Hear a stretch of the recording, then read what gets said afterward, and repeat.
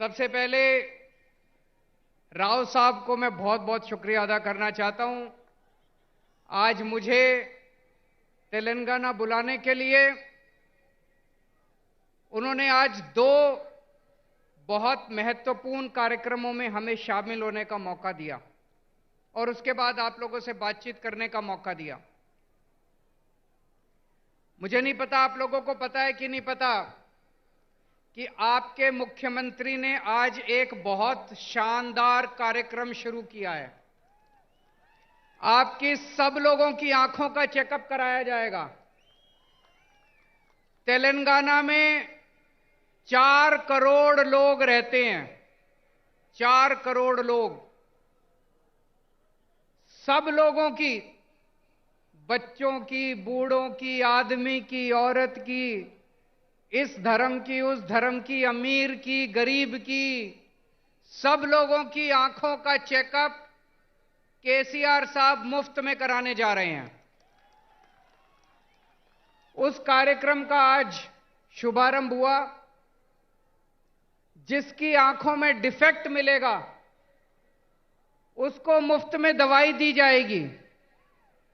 जिसे चश्मे की जरूरत होगी उसे मुफ्त में चश्मा दिया जाएगा और अगर किसी की आंखों में ऑपरेशन करने की जरूरत होगी तो उसका मुफ्त में ऑपरेशन किया जाएगा।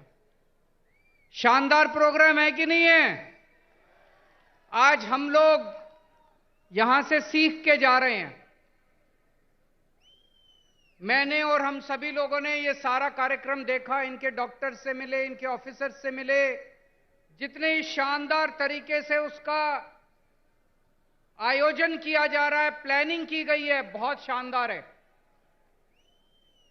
मैं जाके इस पूरे कार्यक्रम को दिल्ली में भी लागू करूंगा। और अभी अभी भगवंत साहब मान साहब ने ऐलान किया कि इस पूरे कार्यक्रम को पंजाब में भी लागू किया जाएगा।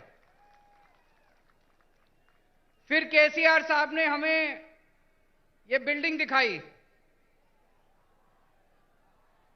तेलंगाना में 33 जिले हैं, 33 डिस्ट्रिक्ट्स। उसमें से 17 डिस्ट्रिक्ट्स में उन्होंने बताया कि डिस्ट्रिक्ट इंटीग्रेटेड ऑफिशियल कॉम्प्लेक्स बन चुका है। मतलब ये इस बिल्डिंग में जिले के लेवल के सारे ऑफिसेज हैं। कलेक्टर भी यही है, सिंचाई विभाग भी यही है, तहसीलदार भी है। सारे विभाग इसी बिल्डिंग के अंदर हैं ताकि अगर कोई नागरिक आए तो उसे जगह जगह धक्के ना खाने पड़े। सारे काम एक बारी वो यहां पे आए और उसका काम हो जाए। ये भी बहुत अच्छा कॉन्सेप्ट है, इसको भी हम लोग लागू करेंगे। मैं समझता हूं अगर हम अपने देश के अंदर आपस में एक दूसरे से सीखने का प्रयास करें, लड़ने की बजाय, हमें लड़ना नहीं है, हमें सीखना है एक दूसरे से। अगर हम एक दूसरे से सीखने की कोशिश करें तो हमारा देश कहां से कहां पहुंच सकता है, बहुत आगे बढ़ सकता है हमारा देश। दिल्ली में हम लोगों ने मोहल्ला क्लिनिक बनाए। मोहल्ला क्लिनिक में आपके मुख्यमंत्री केसीआर साहब हमारे मोहल्ला क्लिनिक देखने के लिए दिल्ली आए। मुझे बहुत अच्छा लगा कि एक मुख्यमंत्री, तेलंगाना के मुख्यमंत्री मोहल्ला क्लिनिक दिखाने ले गए। उन्होंने डॉक्टर से बात की, नर्स से बात की, सारा सिस्टम समझा और वापस आके उन्होंने उसको तेलंगाना में लागू किया। वो क्या नाम है उसका, बस्ती दवाखाना। बस्ती दवाखाना नाम से उन्होंने तेलंगाना में लागू किया। मुझे बहुत अच्छा लगा। तमिलनाडु के मुख्यमंत्री स्टैलिन साहब दिल्ली आए। उन्होंने हमारे स्कूल देखे। हमने दिल्ली में स्कूल बहुत शानदार कर दिए, सरकारी स्कूल, जहां पे गरीबों के बच्चे पढ़ते हैं, रिक्शे वाले का बच्चा पढ़ता है, मजदूर का बच्चा पढ़ता है। अब दिल्ली के सरकारी स्कूल इतने अच्छे हो गए कि दिल्ली में लोग अपने बच्चों को प्राइवेट स्कूल से निकाल निकाल के सरकारी स्कूलों में भर्ती करा रहे हैं। बड़े बड़े प्राइवेट स्कूलों से निकाल निकाल के सरकारी स्कूलों में भर्ती करा रहे हैं। हमारे दिल्ली सरकार के स्कूलों के, दिल्ली के सरकारी स्कूलों के नतीजे 99.7% नतीजे आए हैं पिछले साल, 99.7। तो स्टेलिन साहब हमारे स्कूल देखने के लिए आए, वापस जाके उन्होंने अपने स्कूल ठीक किए और उन्होंने मुझे अपने स्कूल का उद्घाटन करने के लिए बुलाया। दोस्तों, मैं कई बार यह सोचता हूं, हमारे देश को आजाद हुए 75 साल हो गए, 75 साल, फिर भी हमारा देश गरीब क्यों रह गया? फिर भी हमारा देश पिछड़ा क्यों रह गया? हमारे बाद सिंगापुर आजाद हुआ, जापान सेकेंड वर्ल्ड वॉर में तहस नहस हो गया था, जापान हमसे आगे बढ़ गया, सिंगापुर हमसे आगे बढ़ गया, जर्मनी हमसे आगे बढ़ गया। हमारे में क्या कमी रह गई? हम पीछे क्यों रह गए? हम पीछे इसलिए रह गए क्योंकि जैसे भी मान साहब ने बताया, हमारे देश की राजनीति बहुत खराब है, हमारे देश के नेता बहुत खराब हैं। पहली बार इस देश के अंदर एक उम्मीद की किरण जागने लगी है। इस देश के अंदर कुछ मुख्यमंत्री एक साथ आ रहे हैं, कुछ नेता, अखिलेश यादव जी जैसे नेता एक साथ आ रहे हैं, और अब हम सब मिलकर इस देश के विकास की चर्चा कर रहे हैं। हम सब मिलकर अब राजनीति की चर्चा नहीं करते। आज पूरा दिन सुबह से शाम तक हमने बैठ के चर्चा की कि देश के अंदर शिक्षा अच्छी कैसे होनी चाहिए, देश के अंदर अस्पताल अच्छे कैसे होने चाहिए, देश के अंदर सिंचाई अच्छी कैसे होनी चाहिए, किसानों के लिए क्या कर सकते हैं, मजदूरों के लिए क्या कर सकते हैं। देश के कुछ मुख्यमंत्री इकट्ठे होकर ये करने लगे। हम एक दूसरे से सीखना चाहिए हम लोगों को। मुझे याद है बचपन में जब मैं 10वीं क्लास में पढ़ता था, उस टाइम से हम सुन रहे हैं केरला में स्कूल बहुत अच्छे हैं, केरला में अस्पताल बहुत अच्छे हैं, उस टाइम से सुन रहे हैं। अगर केरला में स्कूल, हॉस्पिटल अच्छे हैं तो अभी तक बाकी देश में क्यों नहीं हुए? अभी तक हो जाने चाहिए थे बाकी देश में भी, क्यों नहीं हुए अभी तक बाकी देश में? हम सारे आपस में लड़ते रहते हैं, हम सारे पार्टियां आपस में लड़ते रहते हैं, सारे नेता आपस में लड़ते रहते हैं।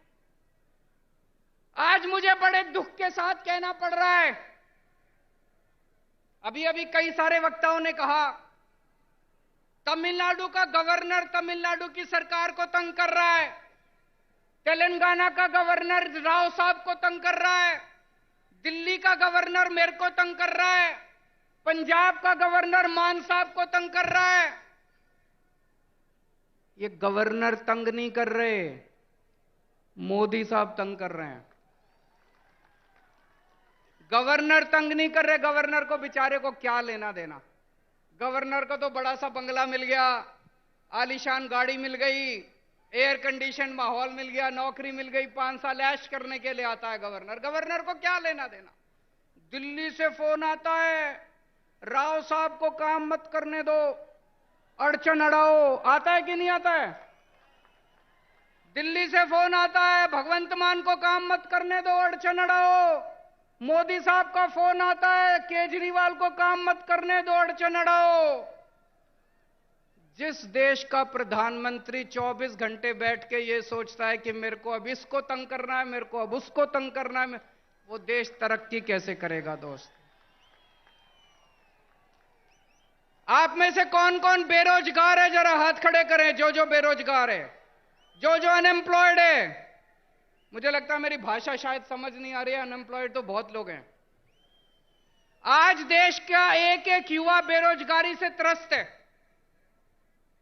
हमारे प्रधानमंत्री को बेरोजगारी से कोई लेना देना नहीं है। वो 24 घंटे बैठ के ये सोचते हैं मैं किस मुख्यमंत्री को तंग करूं, किसके ऊपर मैं सीबीआई छोड़ूं, किसके ऊपर मैं इनकम टैक्स की रेड डलवाऊं, किसके पीछे मैं ईडी छोड़ूं। आज पूरे देश के अंदर इतनी महंगाई हो गई है, एक आम आदमी को अपना घर चलाना मुश्किल होता जा रहा है, अपने बच्चे पालने मुश्किल होते जा रहे हैं। लेकिन देश के प्रधानमंत्री को महंगाई की, बेरोजगारी की कोई चिंता नहीं है। वो ये सोचते हैं आज मैं किसके एमएलए खरीदूं, इस पार्टी के एमएलए खरीदूं, इस सरकार को गिराऊं। ऐसे तो देश तरक्की नहीं कर सकता। दोस्तों, 2014 में आप लोगों ने पूरे देश के लोगों ने बड़ी उम्मीद के साथ इन लोगों को भारी बहुमत दिया था। और एक एक बार नहीं, दो दो बार आप लोगों ने इनको बहुमत देके जिताया। लेकिन अब देश बदलाव मांग रहा है। लोगों को पता चल गया कि ये लोग देश बदलने के लिए नहीं आए, ये केवल और केवल देश बर्बाद करने के लिए आए हैं। 2024 का चुनाव आपके लिए एक मौका है। अब 10 साल हो गए, और कितना इंतजार करेंगे? 2024 के अंदर सारे देश को मिलके इनको उखाड़ फेंकना है और ऐसी सरकार लेके आनी है जो देश के बारे में सोचे, बेरोजगारी के बारे में सोचे, महंगाई के बारे में सोचे, आपके बच्चों की शिक्षा के बारे में सोचे, आपके परिवार का इलाज कराने के बारे में सोचे, देश की तरक्की करने के लिए सोचे, ना कि लोगों से बदला लेने के लिए सोचे। दोस्तों, बहुत बहुत शुक्रिया।